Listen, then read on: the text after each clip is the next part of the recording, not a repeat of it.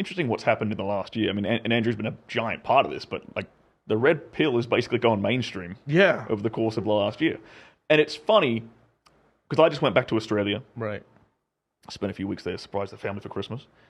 And, you know, I reconnected with some old friends from different sort of places. You know, like I reconnected with some guys from high school. I reconnected with some guys from university, some guys from my old school, like pickup days when I would just, you know, run around clubs and bars and hitting on women and stuff. Yeah.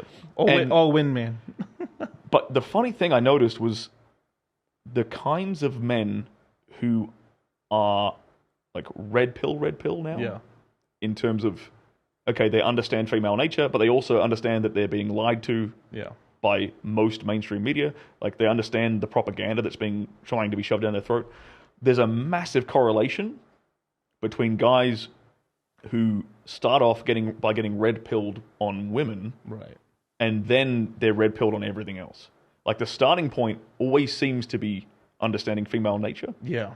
and then they start to understand, oh, okay, like What? inflation and you know the Federal Reserve, like Yeah. all this shit is complete like screwing us over. Yeah, it's horseshit. Yeah. You know, and then the media is lying to us all the time, and it's propagating a certain narrative because they want to manufacture consensus.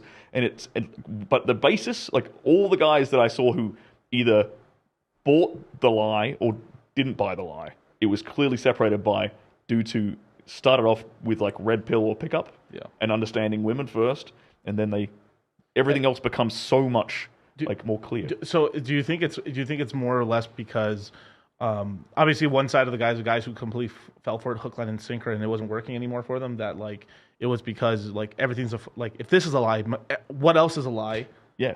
Or do you also think it's because like guys who already kind of figured that out already, kind of had girls, you know, pussy already kind of figured out, and then it's like, what else do I do? And they started thinking about things. You think, or can you think it's a mixture of two? It's probably a mixture of two, but I think it's probably more the first, where it's like, because you have to, okay, to get red pilled on like anything, Right? And especially what guys get into like getting red pilled on women is because they have a problem. They can't get chicks, right? Yeah. So there's an aching, burning problem they need to solve.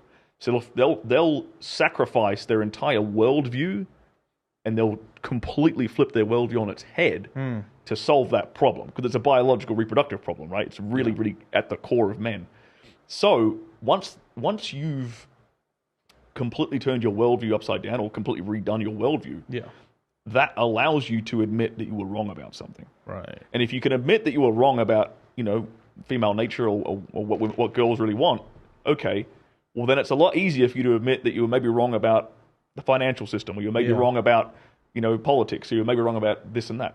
So it really comes down to like, if you're humble enough to admit that you were fooled,